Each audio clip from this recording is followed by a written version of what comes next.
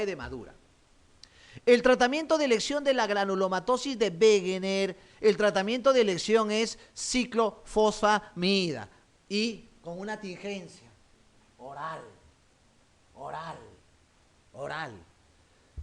A propósito de la ciclofosfamida, es una droga que yo la conozco muy bien, trabajo mucho con la ciclofosfamida, aunque esto lo manejan mucho más los oncólogos, porque es una droga citostática. Dos parámetros importantes cuando voy a iniciar ciclofosfamida. Hacer un hemograma basal, acuérdense que la ciclofosfamida es mielotóxica, puede hacer pancitopenia, leucopenia, y es nefrotóxica, puede hacer una cistitis hemorrágica. Por eso un examen de orina completo más un hemograma. Son los dos parámetros de inicio que le doy o le pido al paciente para iniciar ciclofosfamida. Otro dato importante, la ciclofosfamida puede ser por pulsoterapia y oral. Los orales tienen mayor riesgo de hacer cistitis hemorrágica que los endovenosos. ¿Por qué? Porque los endovenosos con una buena hidratación, tanto endovenosa previa, o sea, antes de ponerle ciclofosfamida de 1 gramo al día, le paso 500 a 1 litro de cloruro de sodio para perfundir el riñón. Igual cuando se perfunde para sustancia de contraste, igualito. Y luego recién le pongo la ciclofosfamida. Un efecto adverso común, muy común y frecuente es el síndrome emético. El síndrome emético.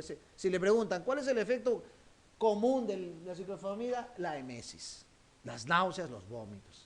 Es por ello que antes de iniciar la ciclofosfamida lo hago una inducción con antieméticos, tipo Gravol, metoclopramida. Algunas veces cuando es incoercible los vómitos, acuérdense que los vómitos si son incoercibles, mucho cuidado.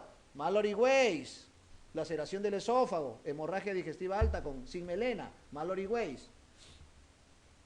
Tengo que darle ondansetron. Ese es el antiemético que usan en el INEN, ¿no? Para los quimioterápicos. Bien, entonces esa es la tingencia. La D-penicilamina, doctor, ¿en qué se usa? En mis épocas, lea que el 80, final del 80, 87, 88, se usaba para la artritis reumatoide. Pero como les conté en el taller pasado, la penicilamina, su efecto adverso conocido era el síndrome nefrótico. Las sales de oro y la penicilamina producen síndrome nefrótico. Mucho cuidado, ya no se usa para artritis reumatoide.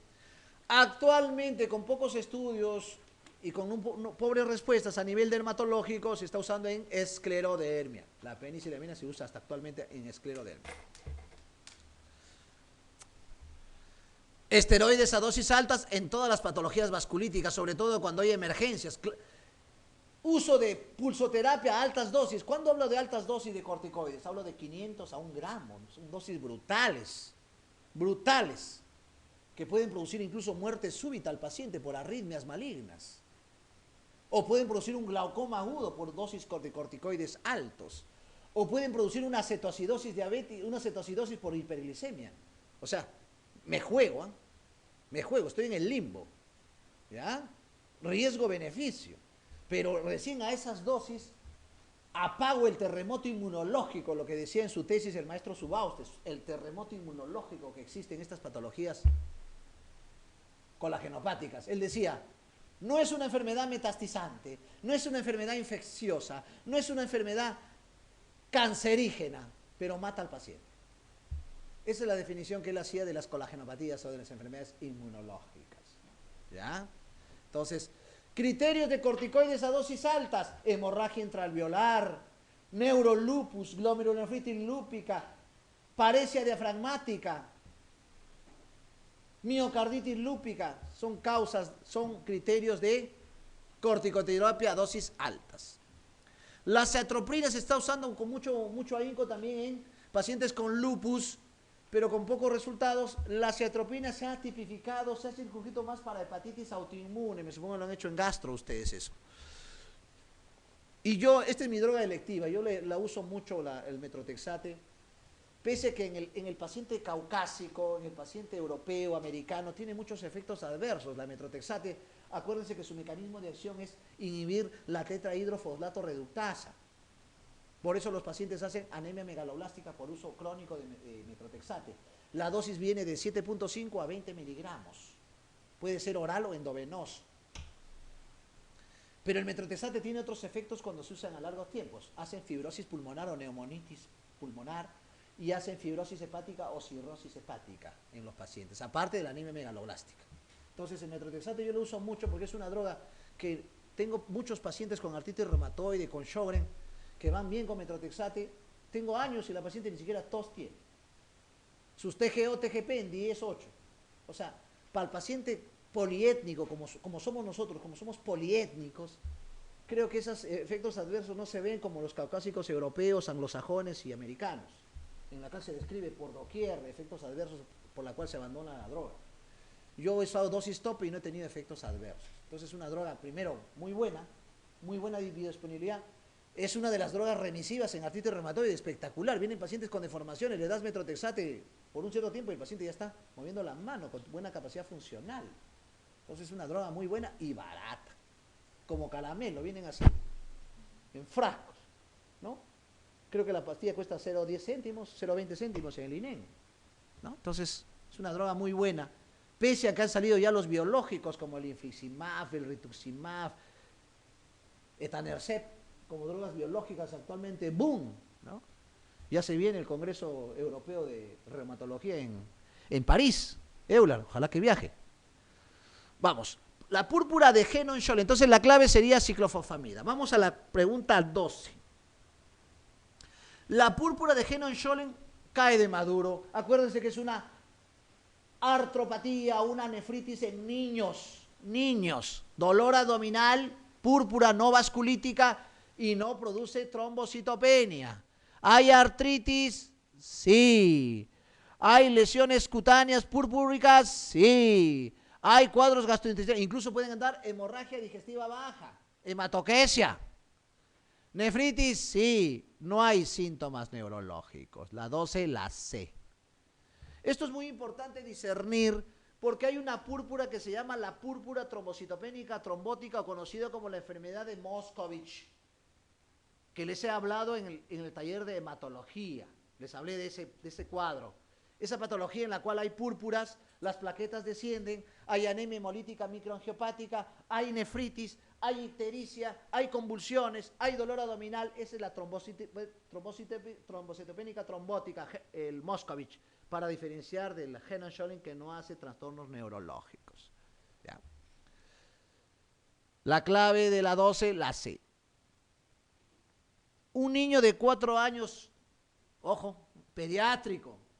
Siempre hay que saber qué población estoy enfrentando, qué patología. Hay reumatología pediátrica, por supuesto, y hay la especialidad de reumatología pediátrica, si alguno se anima, ¿no? En mi época estaban la doctora Eliana Paz y el doctor Ferrandis cuando yo era interno en el Hospital del Niño, ¿no? Pero ellos eran reumatólogos no pediátricos, o sea, reumatólogos. Ahora sí hay la especialidad de reumatología pediátrica en el Hospital del Niño. Y la reumatología pediátrica es distinta a la reumatología del adulto, pues, ¿no? Porque ahí se anidan las patologías congénitas reumatológicas, ¿no? Como la osteogénesis imperfecta, la ocronosis, una serie de patologías, las displasias, las acondroplasias, una serie de enfermedades genéticas de la parte ósea. Y ahí está pues la artritis reumatoide juvenil, que es hasta los 16 años. No planteen artritis reumatoide juvenil a partir de los 16 años, por favor. ¿Ya? Y ahí está lupus. El lupus también se da en niños. Es frustrante ver el lupus en niños, ¿no? Porque el lupus tiene una característica. Mientras más precoz se presente, más letal. Más letal. O sea, se presenta a los 5 años, ese paciente no tiene una sobrevida, no llega a los 15, etcétera. Lamentablemente, más pequeño es el niño, mayor afección sistémica tiene. Mientras más anciano, más benigno. Por eso hay un lupus del anciano, benigno, cero negativo. Incluso no da ANA. Y miren esa historia. Presenta un proceso catarral. Hay una teoría muy conocida que es la teoría infecciosa. Y de la teoría infecciosa a la teoría viral. Se dice que las patologías inmunológicas tienen disparadores. Eso también yo lo anidé en mi tesis en San Fernando. Eso también lo puntualicé bien. Existen disparadores en el medio ambiente, que no se saben cuáles son, pero se han dosado, por ejemplo, en lupus, se han hecho serología para virus, se han encontrado algunos virus, como el Coxsackie, el arbovirus, el lentivirus, una serie de virus. Pero una de ellas no explica todo el contexto.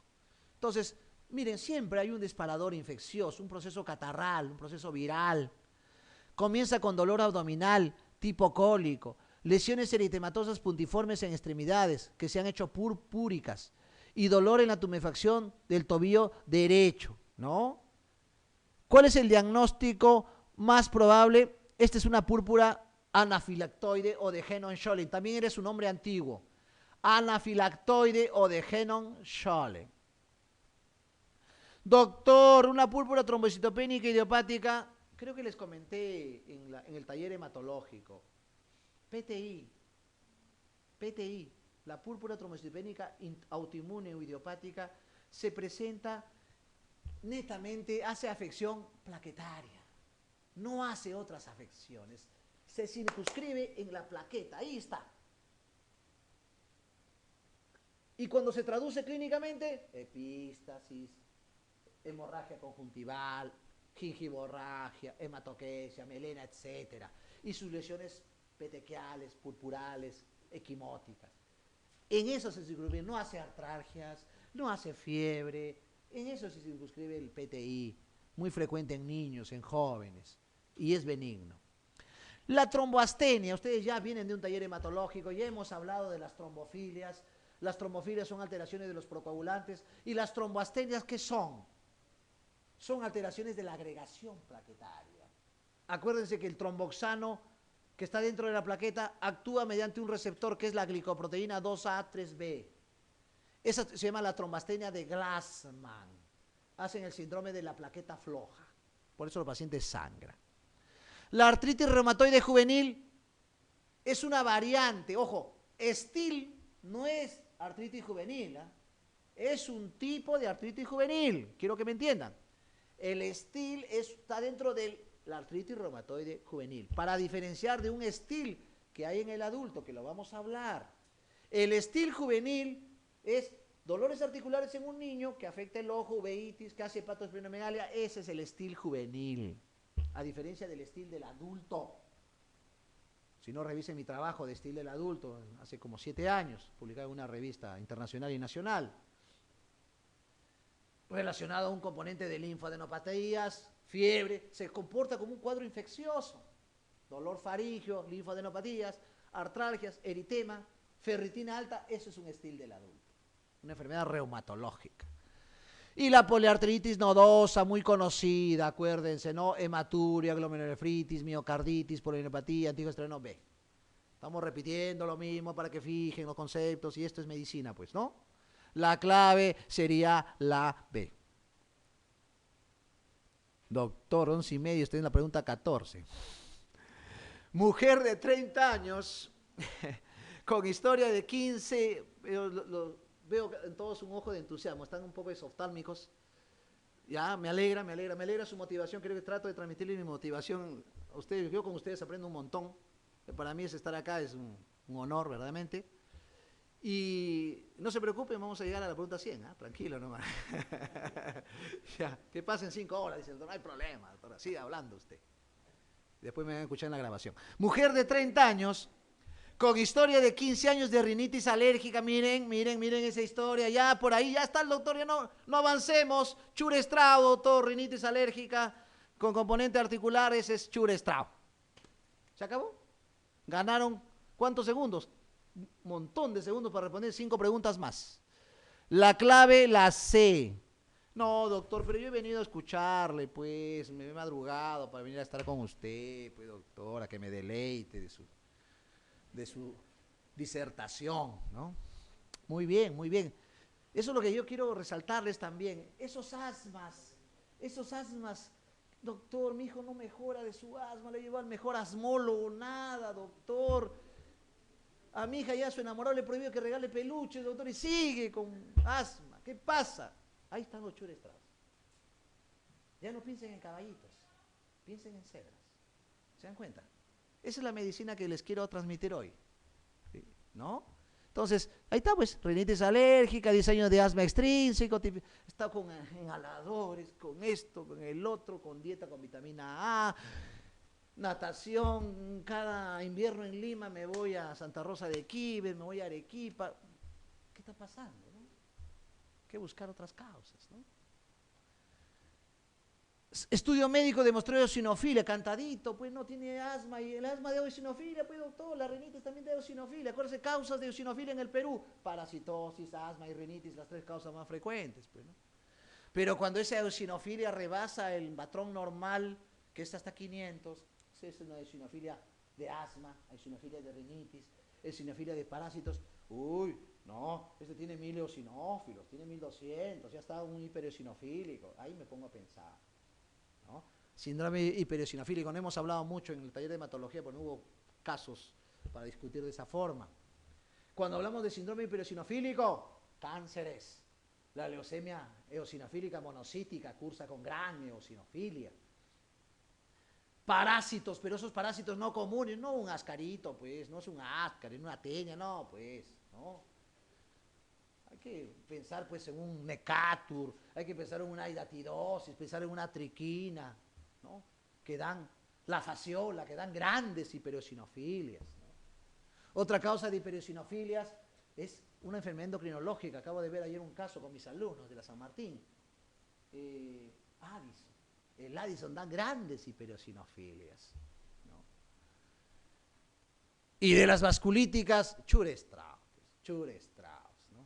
Entonces la clave, síndrome de Chur-Strauss, es un asma, presenta como un asma con rinitis y hace mononeuritis múltiple. Acuérdense, cuando tenga mononeuritis múltiple, no piensen en Chur-Strauss, pues, primero. Piensen en dos patologías anteriores. Para eso hago mi epidemiología, ¿no? Yo recién ahora, mira, ni siquiera como residente, como asistente he entendido cómo no tomé ahí con estudiar bien mi curso de epidemiología en la universidad, mi curso de estadística. Eso es pues, lo que tenemos usando ahora, ¿no? La causa más frecuente de mononeuritis múltiple, diabetes, pues diabetes mellitus. Y segunda causa, esclerosis múltiple, esclerosis múltiple. Y luego vienen las vasculitis, tercera posibilidad. Y así como infiltrados pulmonares, hay infiltrados pulmonares. Una característica cuando ven una radiografía de Chur-Strauss, se pone la placa, el infiltrado es tercio medio base. Tercio medio base es el infiltrado. Respeta siempre los ápices para diferenciarlo de las tuberculosis que pueden cursar con eosinofilia, para diferenciar los asmas que pueden cursar con la parte superior. En ese contexto, la pregunta cae de madura, la clave la C. Y miren, para confundirlo, le ponen el Wegener, pero el Wegener lo característico es rinosinusitis con secreción mucopurulenta, ¿no? Y el lupus eritematoso sistémico también puede cursar con problemas eosinofílicos, sobre todo cuando hacen vasculitis cerebral, pulmonar, pero no es su frecuencia. Me olvidaba otra presentación. Tuvimos la oportunidad de tener un caso de una paciente que tenía antecedente de asma y antecedente de gastritis. Uno como médico internista tiene siempre ese bichito de hacer unidad clínica. ¿Qué tiene que ver la gastritis con el asma? Pero son cosas disociadas, pues. No. Asma es eosinofilia. Hay gastritis eosinofílica, una gastroenteritis eosinofílica que debuta con diarrea crónica. Hacen diarreas crónicas. Se le hace un coprológico, ahí se encuentra eosinófilos, o se le hace una biopsia para detectar la gastritis por helicobacter y esta eosinofílica, una gastroenteritis eosinofílica. Me olvidaba, el Chur-Strauss también hace gastroenteritis eosinofílica. Tuvimos 3 casos en mi hospital. La esclerodermia tiene características bien puntuales, ¿no? Cuando tengo un paciente con dolor articular y afectación dérmica, sobre todo el famoso Paffi-Hans, la esclerodactilia distal y proximal, eso es esclerodermia. Pero algunas veces los pacientes vienen con una variante conocida como una pasta dental, CRES, calcinosis, Raynaud, estenosis esofágica, esclerodactilia, ¿no? Eso es CRES. Es una variante más benigna que la esclerodermia. Y debuta con problemas digestivos. Doctor, ya no puedo abrir mucho la boca, microstomía. Doctor, La lengua parece que la tuviera chica, hace microglosia, lengua pequeña. Doctor, tengo dificultad para deglutir, disfagia, por la estenosis esofágica. Y tengo dolorabilidad, odinofagia. Odinofagia. Entonces son manifestaciones digestivas. Incluso pueden hacer divertículos colónicos los pacientes con esclerodermia.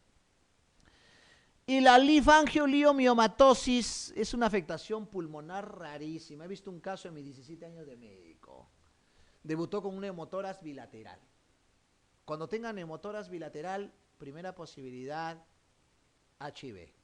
Segunda posibilidad, linfangioliomiomatosisis. Neumotórax espontáneo bilateral, esas dos posibilidades son el diagnóstico. Así hicimos el diagnóstico de esta paciente que tuvimos. Bien, la clave, la C.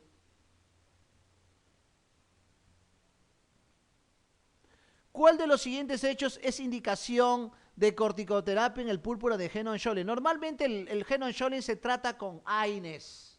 AINES.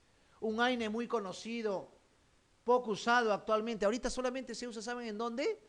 En crisis gotosa, la indometacina, porque es muy gastrolesiva, muy nefrítica intersticial. Mucha nefritis intersticial produce la indometacina, muy conocido como el Indocit.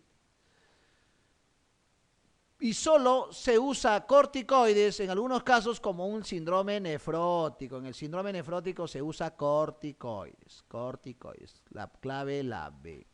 Síndrome nefrótico.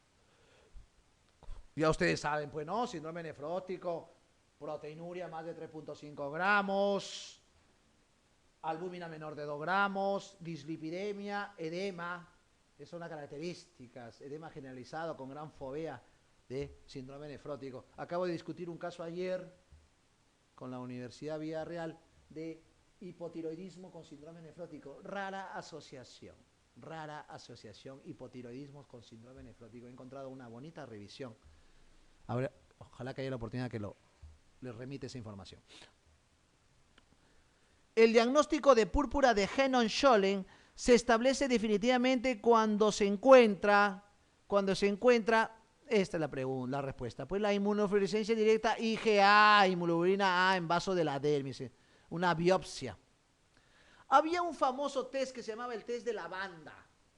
Incluso cuando era alumno, hasta interno se hacía en pacientes que venían con dermopatías y pensaba en algún tipo de vasculitis, sobre todo el lupus, hacíamos el test de lavanda con inmunofluorescencia. O sea, un punch de piel, iba a la microfotografía, le echaban fluoresceína y hacían un estudio.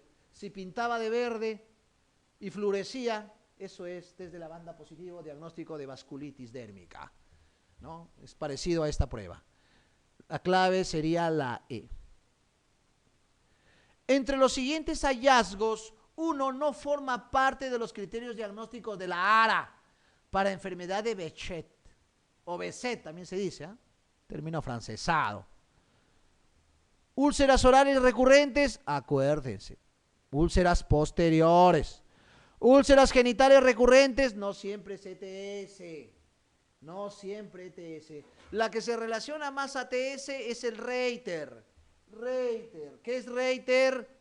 Artritis, uretritis y conjuntivitis. Eso es el Reiter. Y se relaciona a ETS. ¿Por qué? ¿Por qué? Porque está relacionado a la clamidia. A la clamidia. Por eso el tratamiento del Reiter, aparte de AINES, es darle doxiciclina, 100 miligramos vía oral cada 12 horas, 30 minutos antes del almuerzo y la cena, con la barriga llena, porque si no, se forman fitatos y no se absorbe.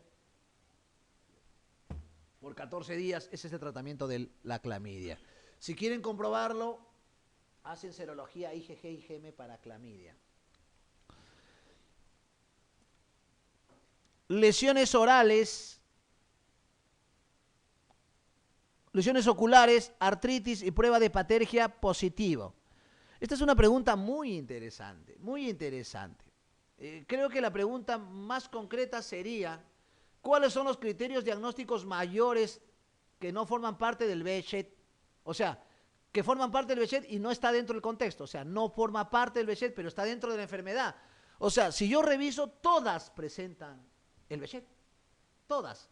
Doctor, ¿qué es la patergia? Esto lo hago yo en mi consultorio. Viene una paciente con esa duda, agarro mi jeringa de tuberculina, un poquito de cloruro de sodio al 14.7%, le pongo subdérmico, y si hace eritema después de ponerlo, eso es patergia positivo, diagnóstico de Behçet. ¿Ya? ¿Ves? Todos hacen, pero criterio que no forma parte de los criterios diagnósticos es la artritis, pues, la artritis. Los demás sí, úlceras genitales, recurrentes, oculares, prueba de patergia. La D. Ojo, la artritis sí, pero no dentro de los diagnósticos mayores. Ahí falta definir bien la pregunta. La clave, la D.